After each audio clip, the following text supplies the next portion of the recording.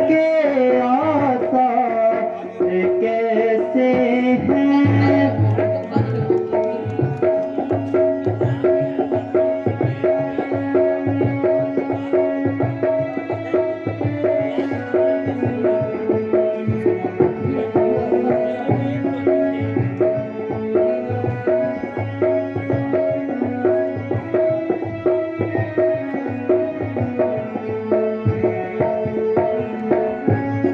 शाही महलों में चीले आज क्यों मंडला रही इतनी। शाही महलों में चीले आज क्यों मंडला रही इतनी। नहीं कुछ समझ में आता ये बद अवतार कैसे हैं।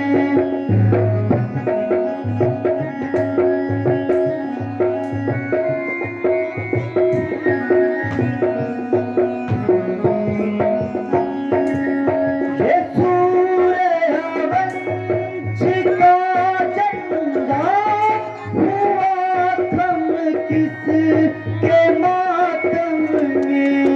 ये सूर्यवंश का झंडा हुआ थम किसके मातम में। नहीं कुछ समझ में आता ये बद अवतार कैसे हैं।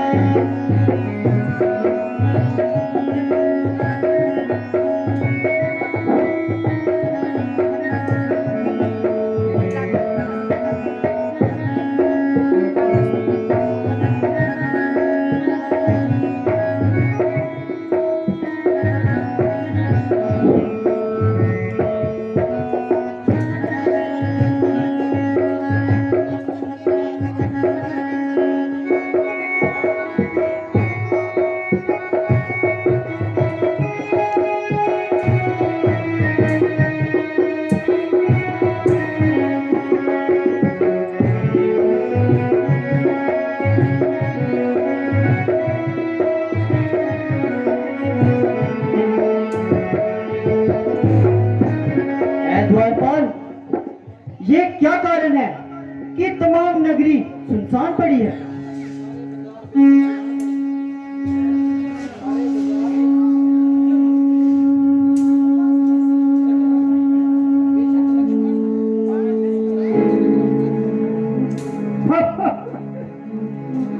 महाराज,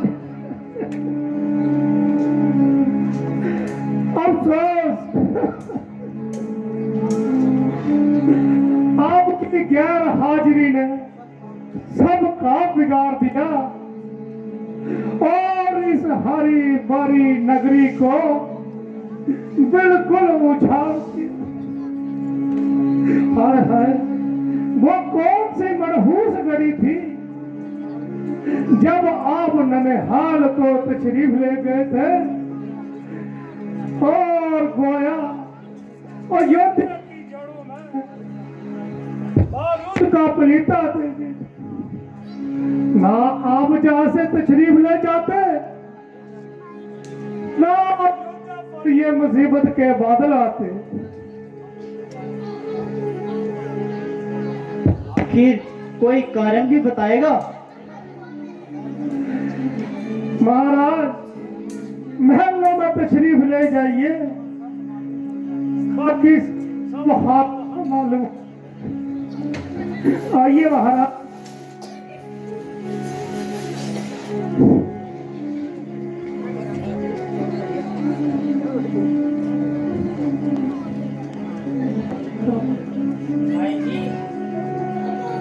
सुना है भरत जी आ रहे हैं।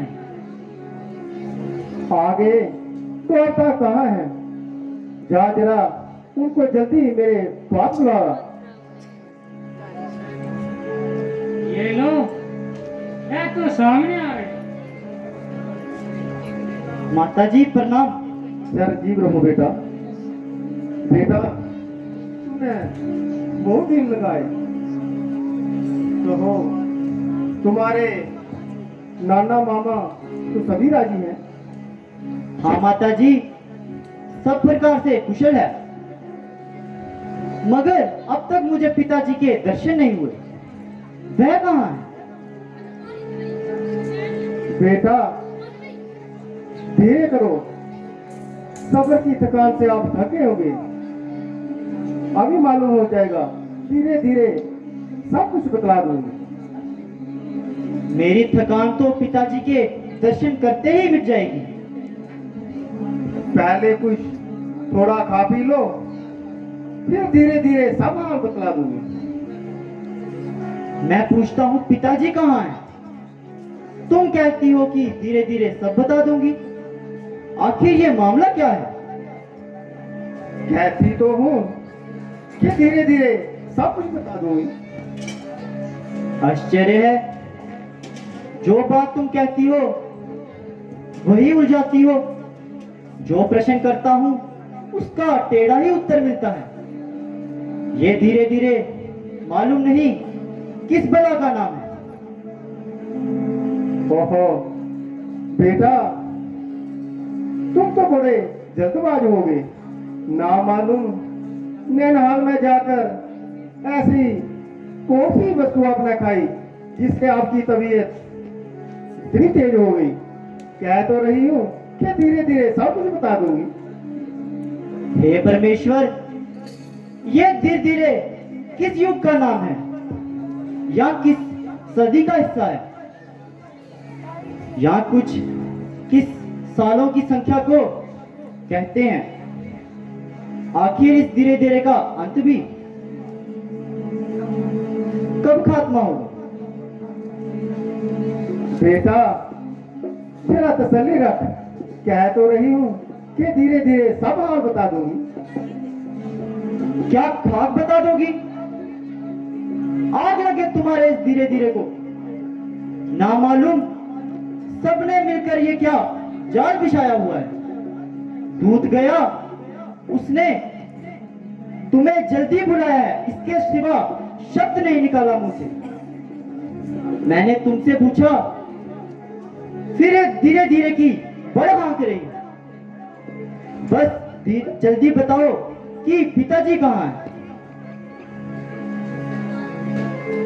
बेटा तुम तो खामखा गुस्सा कर रहे हो। कह तो रही हूँ कि धीरे धीरे सब कुछ बता दूंगी। फिर वही धीरे धीरे की रट। माता जी, अगर अगली बार आपने ये शब्द मुंह से निकाला, तत्काल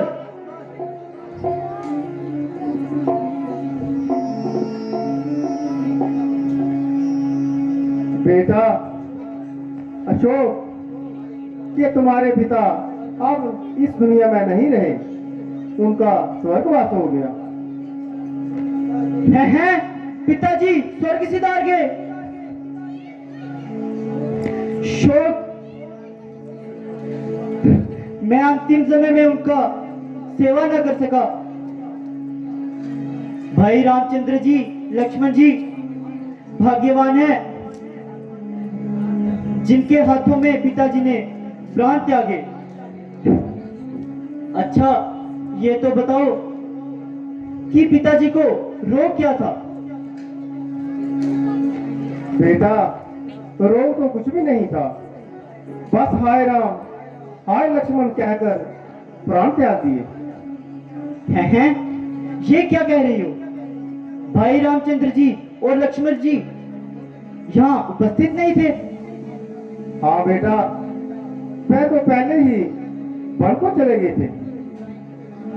उनकी जुदाई में ही तो महाराज ने प्राण त्यागे। तुम्हें तो बिल्कुल याद तक नहीं किया। हाय हाय, ऐसा अनर्थ! चार चार बेटे होकर भी अंतिम समय में पिताजी के पास एक भी नहीं था। रामचंद्र जी ने ऐसा कौन सा अपराध कर दिया था जो वन में जाने पर विवश हो गए? बेटा असल बात तो यह है कि महाराज ने रामचंद्र को राज तिलक देने की तैयारी की थी। मुझे तो खबर तक नहीं बड़ा हो इस मंत्रा बेचारी का, जिसने मुझे वक्त पर कुछ और सुना दिया। मैंने किसी समय महाराज से 2 वचन पूरे करने का प्रण किया था और सच को उचित जानकर अपने वो दोनों वचन पूरे करने के लिए मजबूर किया, अर्थात रामचंद्र को इसका प्रवास और तुम्हारे लिए बेटा ये राज तिलक। उन्होंने मुझे टालने के लिए बहुत कुछ किया, मगर मैं अपनी जिद पर अड़ी रही। आखिर तंग आकर उन्होंने मेरी बात मान ली और राम को 14 वर्ष का वनवास और तेरे लिए बेटा ये राज तिलक।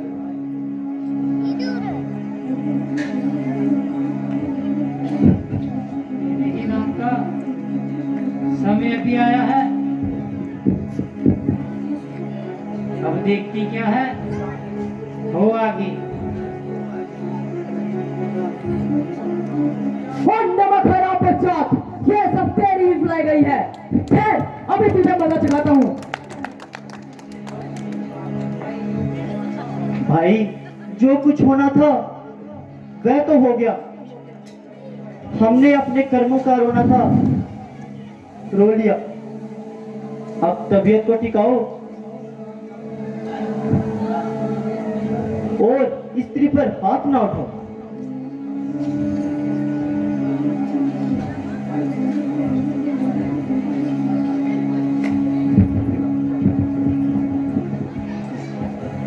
हाय हाय फूटी है किस्मत हमारी, हाय हाय फूटी है किस्मत हमारी, हाय हाय फूटी है किस्मत हमारी, हाय हाय फूटी है किस्मत हमारी।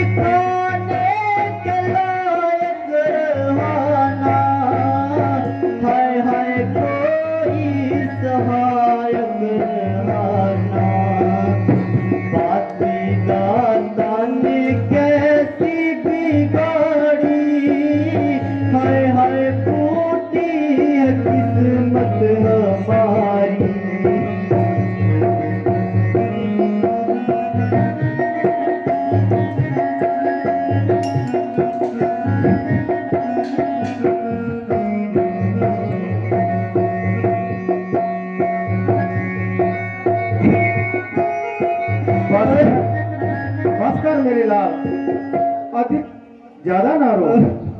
आप रोने धोने से काम नहीं चलेगा, जरा सब्र करो बेटा। बस मेरे सामने से दूर हो जा। क्या बेटा तुझे मेरे से मोह नहीं रहा? खबरदार जो तूने मुझे आज के बाद अपना बेटा कहा। क्या तू अब मेरा बेटा बनने से इंतजार करता है? मुझे तेरा बेटा कहलाने में सख्त एतबार है। वाह, मेरी नेकी का बदला देने का समय आया। अब यूं भागेगा? बदला तो तुझे तब मिलेगा जब भरत तेरी आंखों के सामने प्राण त्याग देगा। बेटा, ये कैसे बेहुदा बातें कर रहा है? ताकि तुझे मालूम हो जाए कि माता कौशल्या के दिल पर क्या बीत रही होगी। बेटा, जरा मेरी तरफ देख। मैंने तेरे लिए किस तरह कदर खून पसीना एक किया है। ओ डायन, मैं तुझे एक बार कह चुका हूं कि मुझे बेटा मत कह। तू फिर बार बार मुझे बेटा कह रही है। ओ बहरहम, पिताजी के प्राण लिए धर्म की साक्षात मूर्त भाई रामचंद्र को वनवास दिलाया, सीता जैसी सतवंती पतिव्रता का सब कुछ नष्ट किया, मेरे प्राण से प्यारे भाई लक्ष्मण से जंगलों की खाक छिनवाई, माता सुमित्रा और कौशल्या के कलेजों को छलनी किया और अयोध्या नगरी को बर्बाद कर दिया। रघुवंश का दीपक गुल किया। ओ पापन, इस कदर पाप करके मेरी माता बनकर मुझे इन पाप कर्मों पर शरीक करना चाहती है। दुनिया में जब कोई पाप करेगा तो लोग यही कहेंगे, इसने तो ककई के बेटे भरत को भी पार कर दिया। ऋषि मुनि अलग धिकारेंगे, जो मिलेगा वही मेरे ऊपर थूकेगा। बात बात पर लोग कहेंगे, आखिर तू ककई का बेटा है। हाय हाय, माता कौशल्या को यही निश्चय होगा कि ये सब भरत की चाल थी। हाय हाय हो हत्यारी, इससे तू यही बेहतर था कि मुझे पैदा होते ही तू गला घोट कर मुझे मार देती। हाय हाय, करूं क्या?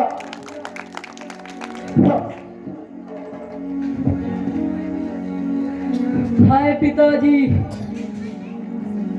आपके मरते ही तमाम जमाना हमारा शत्रु हो गया।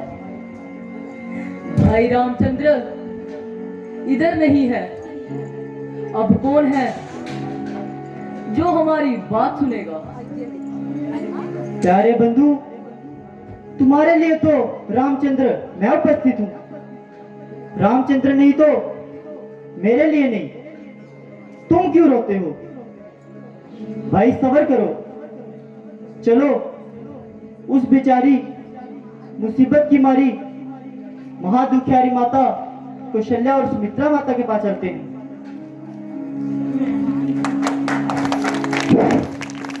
बोल सियापति रामचंद्र भगवान की